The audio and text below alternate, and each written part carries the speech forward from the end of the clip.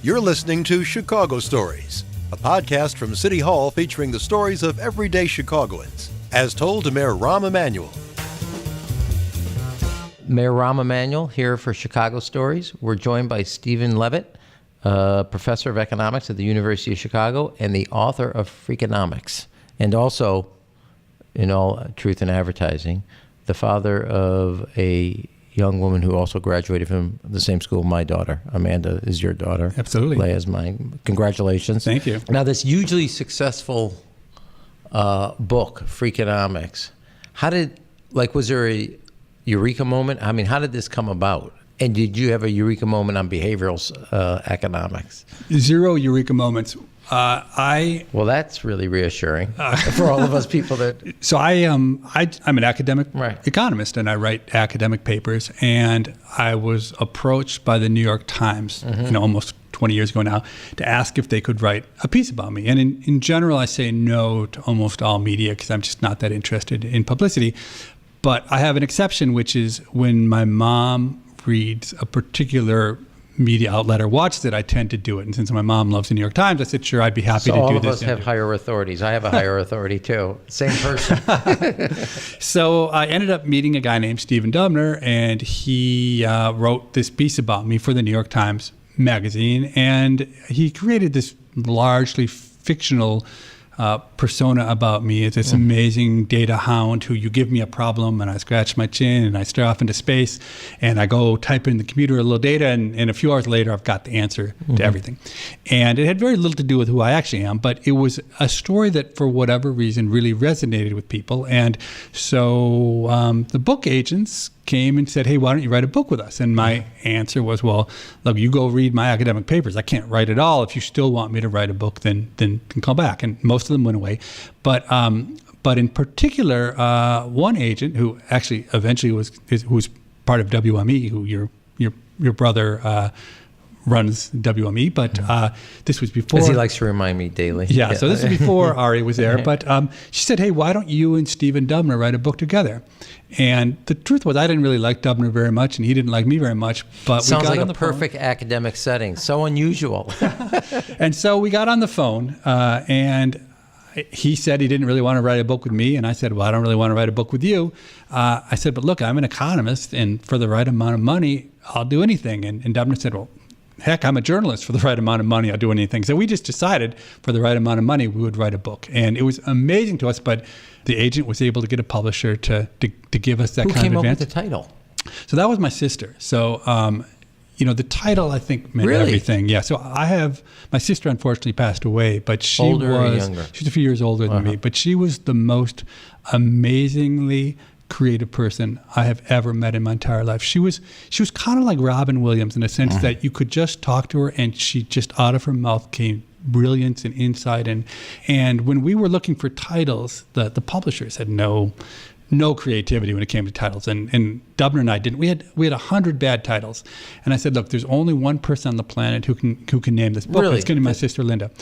And so I went to Linda, I told her about it, and she called me back 15 minutes later, and she had 10 title suggestions that were better than any of the ones anyone else had come up with. And the first one on the list was Freakonomics. And I said, that's it, Freakonomics. And that's how it all came about. Well, it wasn't that easy because we went back to the publishers and we said, hey, we're going to call it Freakonomics. And they literally said, we paid you too much to call this book Freakonomics. We are not going to call this book Freakonomics. And we had to fight, but we just stuck with it. Obama rejected Yes We Can. Really? People do not know. Yeah. Well, rejection should be a little strong. He was skeptical. That should be really skeptical. And they had to convince him. So we wrote this book, Freakonomics, and I don't think anybody thought it would be popular. We certainly didn't. In fact, we kind of wrote it. You didn't think there'd be an audience beyond the academic circles and slightly bigger, even though it was written for wider? Well, almost every book fails. I mean, it's so many books written, and it's hard to kind of get. If you're a nobody, and we weren't anybody, it's hard to get read. And even my dad, when I told him about the contract, told me that it was immoral for me to take the money from the publishers because we weren't going to sell a single book, and everybody knows that. And how could you take a bunch of money from the publishers when you know you're not going to sell any books? And he said, look, every time I go to a bookstore for the rest of my life, I'm going to have to go to the Remainders bin and pluck out about 20 of your books. I don't want to have to do that either. So that was a general sentiment about what was going to happen with Freakonomics. And for crazy reasons, it took off. And for me, it's been amazing, changed my life in such a fundamental way. You talk about a number of social issues and also like asking the right question, like there's a hidden side. How do you look for the hidden side of what you think is a good question? How do you what do you look for? Yeah, my own simple recipe is I try to keep my eyes open. I look around and I always ask myself, does that make sense? I look at everything. Does that make sense? And sometimes things don't make sense to me. And when they don't make sense, I ask whether there's a way to try to make sense of them. I'd say of every 10 times I look at something and say, hey, that doesn't make any sense, probably 9 times out of 10 it doesn't go anywhere. But every once in a while, some kind of spark comes out of that, and I'm able to twist the conventional wisdom or see something. I think I have the benefit of being a little bit odd. I don't know, in various ways. I've noticed don't have all of the sort of social mechanisms that regular people have, and so so I've just always kind of not perceived the world just exactly the way other people have, and I've tried to.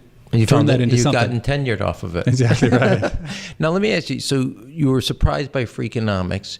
You did also, at one point, write about the issue of abortions and crime and the correlation. And that had a different reaction. Were you surprised at that reaction, or did you predict you were going to get that kind of blowback from two different sides, two different ways? Completely surprised, because I've written a lot by the time I wrote that paper on abortion and crime, and it was a super simple, just for people listening, super simple argument, which is that there's 50 years of social science evidence that suggests that unwanted children are at an elevated risk for all sorts of bad life outcomes, crime, suicide, teen pregnancy, whatever. It makes a lot of sense. If your parents don't want you and love you, you can imagine that life is stacked against you. And the second piece of the argument is that after legalized abortion in the U.S., there was a dramatic reduction in the number of unwanted children. So it's a simple argument. Unwanted children are at risk. There are fewer unwanted children. You might expect crime to go down 15 or 20 years later. So the hypothesis is really simple. Seemed kind of obvious to myself and John Donahue when we researched it. And indeed, the data seemed to stack up and support that not only was that channel evident, but also seemed to be quite important in explaining the massive decline in crime we had since the 1990s. But for 10 years, I've been writing papers I thought were important, and I would wait for the media to wake up and call me and to change the world, and it never happened. So it was absolutely and totally shocking to me that that the abortion paper got any attention, and it came around in a strange way. So we had given academic seminar at the University of Chicago Law School, and nobody cares about that. We had posted our paper on the internet when the internet barely existed, and a Chicago Tribune reporter had found the paper, and she called me up and said, I'd like to write an article about your thesis. And I said, sure, but we're still working on it. If you would wait 4 months, I'd be happy to give you the first cut at it. And she said, well, I want to write it now. And I said, is there any way to stop you? And she said, no, I'm going to write it either way. I said, okay, then I'll cooperate. So she interviewed me. We talked for a while. I didn't think much of it. And then she said, hey, it's going to be in the paper, in the Sunday paper. Why don't you pick up a copy of the paper a day ahead of time and tell me if there's any problems? Okay. I said, sure, whatever. So at that time I lived in Oak Park. I had yet moved to Chicago, and I walked down to the 7-Eleven and I picked up the Chicago Tribune. Bulldog. And I look at the headline of the front page, and it says, abortion crime linked. I'm like, what is this doing on the front page? I thought this was going to be one paragraph in the middle of it. And it turned out it was a huge article, but still, who cares? No one pays attention. I'd been in the Wall Street Journal. The next morning, Monday morning, I show up at work, and my voicemail is full, like 74 messages in my voicemail. And as I was trying to... How did it break out? They were a mix of complete negative, and the media wanted to talk to me. I mean, there's nobody on our side, and the messages were coming in fast, and I could download them. So I would listen to the messages, but they were coming, and no matter what, it was really crazy. The only time in my life that people have cared that much, and it was complete. It was a case of where the media. Oh, don't hold back. Go ahead. Let it rip, Steven. We had a simple argument that made a lot of sense, but the more the media latched into it, it was turned into warped into being about race and about government. Anyway, but the interesting thing is, when we actually got to tell our own story in Freakonomics, there was a chapter about abortion crime. We got virtually no complaints, because I think when we tell our own story in our own words, it's completely sensible and it's not political. I mean, we were attacked from the right and the left, and we have no agenda. Let me press it, because in 1994, Bill Clinton passed a crime bill. I know the guy that was responsible for getting it done. That had the assault weapon ban, 100,000 community police officers, what Newt Gingrich derisively referred to as midnight basketball, all the kind of investments. And you can almost start to plot, starting in 95, once the zone got flooded, that crime basically had a 20-year decline, crime being violent crime. And I just think that what Bill Clinton did had a lot, and this predates what your argument is, and do you not see the investments in kind of safety, policing, prevention? Did you not see that as part of? I mean, I know you're not looking that there was one answer to this riddle, but it does that. It's not 93, it's not 92, it is 95 where the problem starts to the bend in the curve starts to occur. So before I answer that question, do you remember making a call to a third-year graduate student at MIT in 1994? I don't. Now that so you called me on the phone in 1994 to talk about a paper I knew that, I had written about policing crime. Yeah.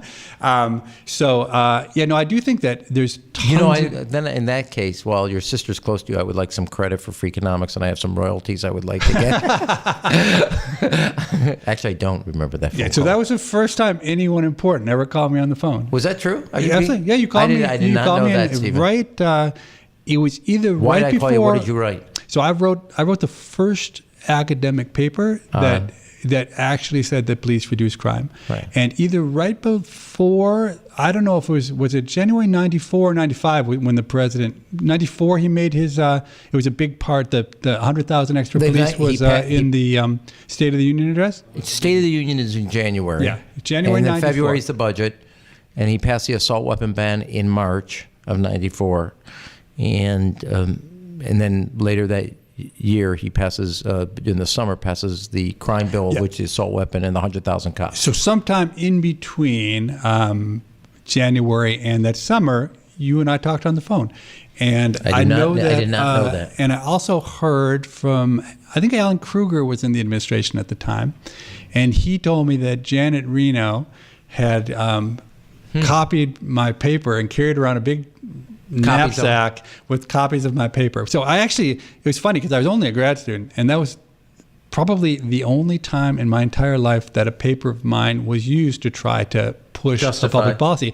And I thought, wow, how easy is it? You go write a paper. Emanuel's calling you on the phone. I am embarrassed. I did not. So I would say that there is ample evidence that police reduce crime, but my own accounting there just haven't been that big an increase in the number of police. So the 100,000 new police officers, but the police forces have grown, I don't know, an average of a couple percent per year. So I did a paper that tried to do a real accounting of all the forces, and I think in that paper maybe the increase in policing accounts for maybe what I would say like 20% of the decline in crime, according to my best estimates. So no, I think you're right. The right answer is that there's enough decline in crime that there's a lot of credit to share. I mean, what we have seen in falling crime and falling violent crime it's absolutely mind-boggling. If you go back to that time in the early 90s, and what all the experts were saying is that there was nothing foreseen except more crime, because crime had been going up steadily since the 60s. It was getting worse among juveniles. And absolutely, there was a spike in the juveniles, and I think it's been, even though people talk a lot about crime, the homicide spike in Chicago, which has been unfortunate and confusing, I think, as to why it's been going on. But in general, Chicago and other cities, it has been like a miracle. I mean, I don't think anybody standing there in 1991 or 2 could have imagined the blessing that it's been for society and the decline in crime. So have you thought of taking your underlying premise about taking questions, looking at data, and try correlations to look at opiate, heroin? Why do you think the opiate crisis has taken off? I mean, I know I've read a lot on it. People have their own social theory. Have you ever looked at this issue, any one of those issues? I haven't really been thinking much about crime in the last 5 or 10 years. So I've only thought casually about opiates. But okay.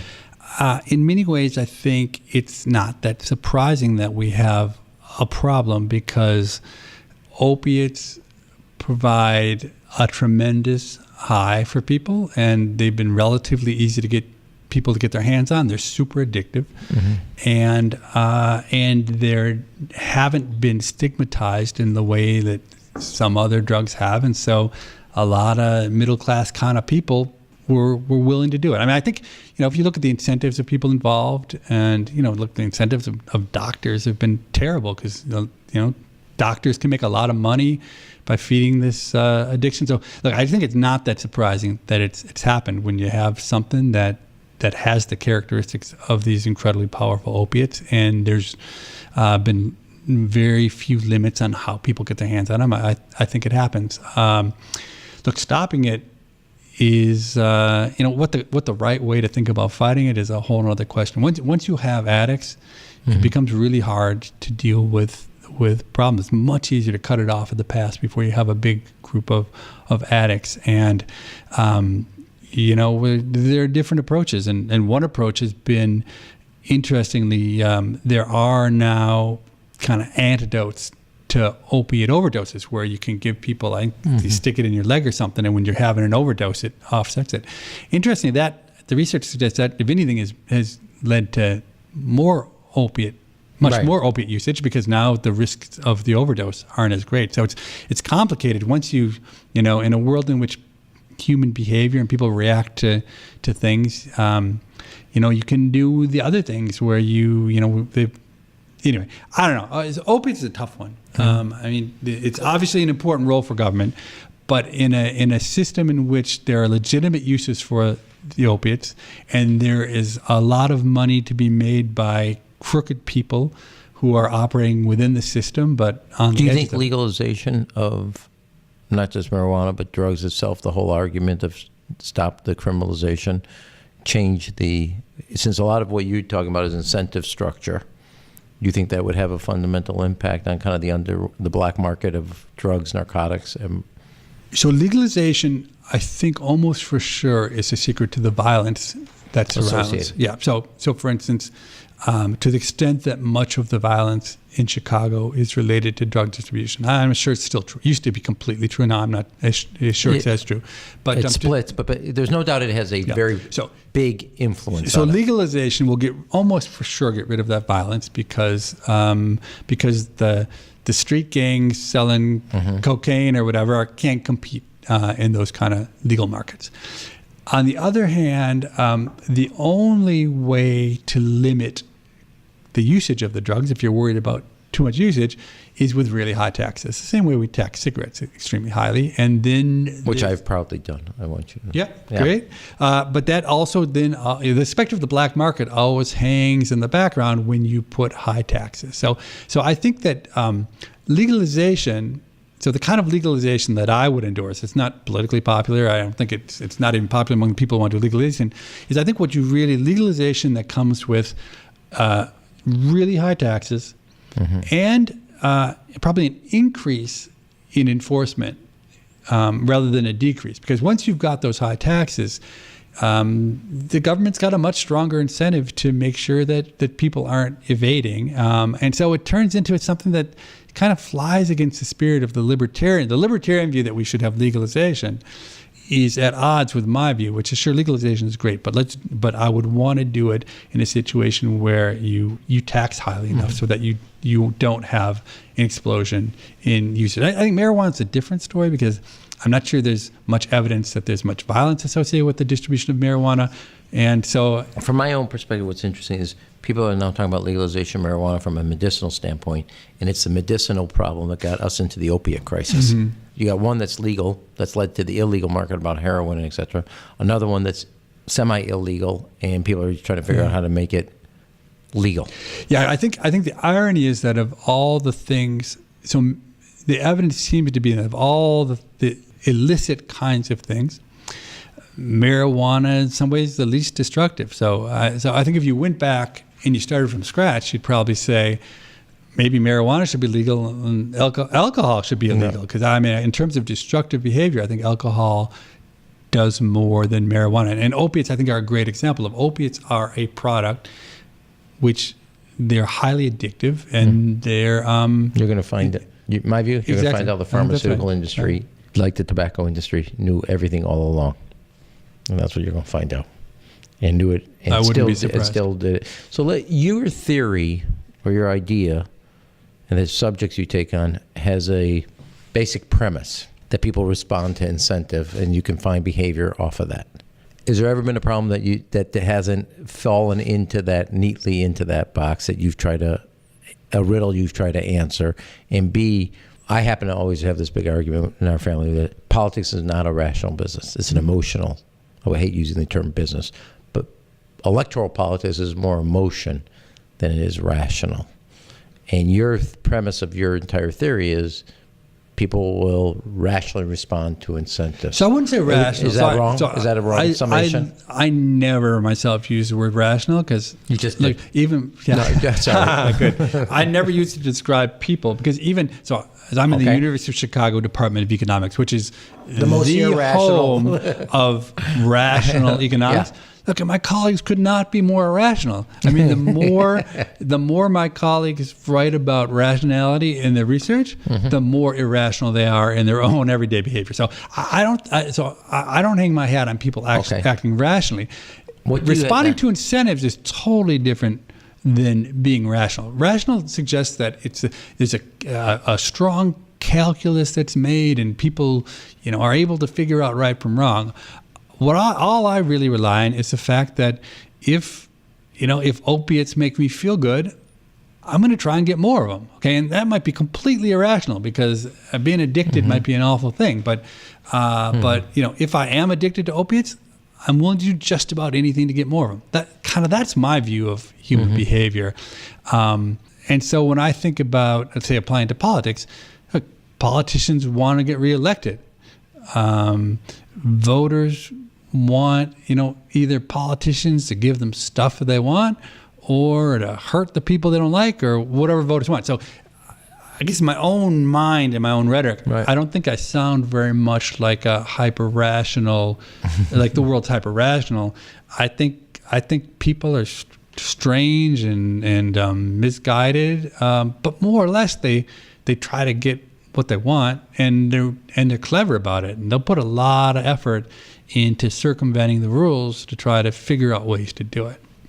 Is there a question, a problem, or a riddle that you're working on right now that you're trying to find the data connections that help people understand what's in front of them? What seems self-evident once you read it, but prior to that, it was caught in the fog of misunderstanding. Yeah, so I've been working on a few things. I mean, maybe not exactly what you've described, but I tell you, the thing that's a question I've always been really interested in is whether or not people make good decisions on the important decisions in their life. So, should I quit my job? Should I get married or divorced? Should I have another baby? Things like that. So it's interesting because economics is really about human decision making, and we have a set of theorems and whatnot, but we've never been able to give people actual empirical advice as to whether they're making the right choices. And so how would you, right? So how would I know whether people are making the right choices about quitting their jobs? Because it's not like I can go out and take a bunch of people and like maybe a medical trial, I'd force a bunch of people to quit their job. I'd force a bunch of people to quit their job. I'd force a bunch of people not to. And so I actually went out and I did something kind of crazy, and everybody said I was wasting my time. But I started a web page, and it was called Freakonomics Experiments. And what it was is I tried to get people who were having trouble making a decision to come to the web page, and we would give them all sorts of advice, not advice, but we'd ask a bunch of questions to see whether we could help them think more clearly about the problem. And our true hope, though, is at the end of the day that they would be just as confused about their choice. And we offered them then the ultimate service. We decide for them. Okay, and we had a virtual coin that we would toss in the air, and if it came up heads, we would say, tell them to quit their job. If it came up tails, we'd say, keep your job. And so we actually, we had about, 700 people who asked us about breaking up. Should I break up with my spouse? And we flipped a coin. And the incredible thing is that a bunch of overall about 25,000 people flipped coins.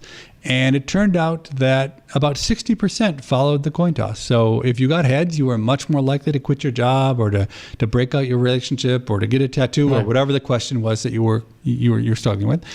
And so we interviewed surveys. We surveyed people 6 months later, and it turned out that if you got heads, okay, and heads was to make a change, on average, you were happier than if you got tails. And so the people who got heads were a random set of people. So the conclusion we draw from this is that systematically over these 25,000 people who were right on the margin, couldn't make a decision, were pushed, some of them to make the decision, that they were happier for having made the change. And it was true just about making the change and finally coming to resolving that riddle.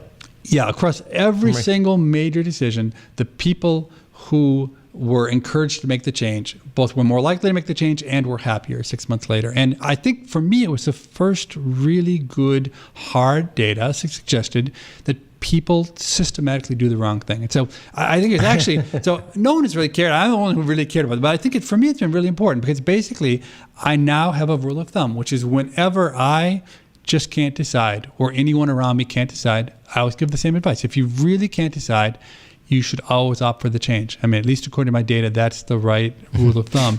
And it's kind of interesting because in society, like everyone says, winners never quit and quitters never win and whatnot. But actually, my results suggest the opposite. That we've been brainwashed into thinking that quitting is bad, but really we don't quit nearly enough. And when things are going badly, you should get the hell out and not to stick around and suffer. I'm smiling and laughing only because I used to tell when President Obama was kind of trying to, in the middle of healthcare, trying to get his head around all the anger and frustration. One of the times I said, people hate the status quo, and they're not too excited by change either. And that's kind of the world we're stuck in right there.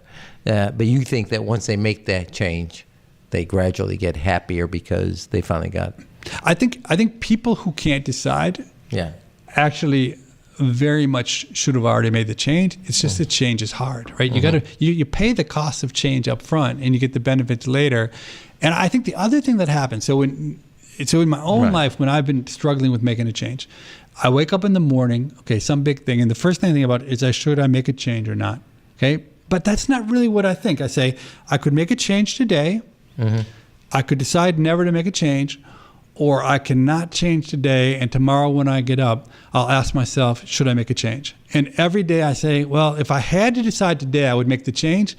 But maybe if I just wait till tomorrow, I want to, okay? And basically having that third option of delaying, I think locks you into never making a change because it's always, sure, I'd like one more day's information. Did you ever think you were going to be an economist? I hadn't intended to be. I didn't take economics in high school. And the way I ended up being an economist was I wasn't a model student. So I got good grades, but I didn't care about learning at all. And so when I was an undergrad, I just looked at what everybody else was taking. I didn't put any thought into what class to take. I just figured I'm going to take what everyone else is taking because they probably did some research and figured out what I should take.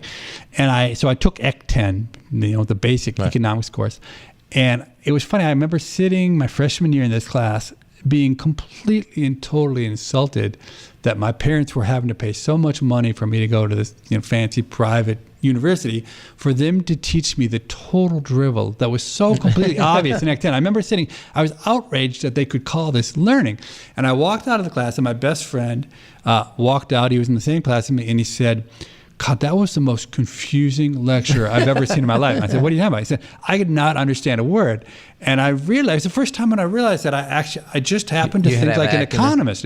I just was an economist. And so what's interesting, I never liked economics. I just was good at it. And I did exactly what I tell people I advise never to do, which is to do things you're good at just because you're good at them.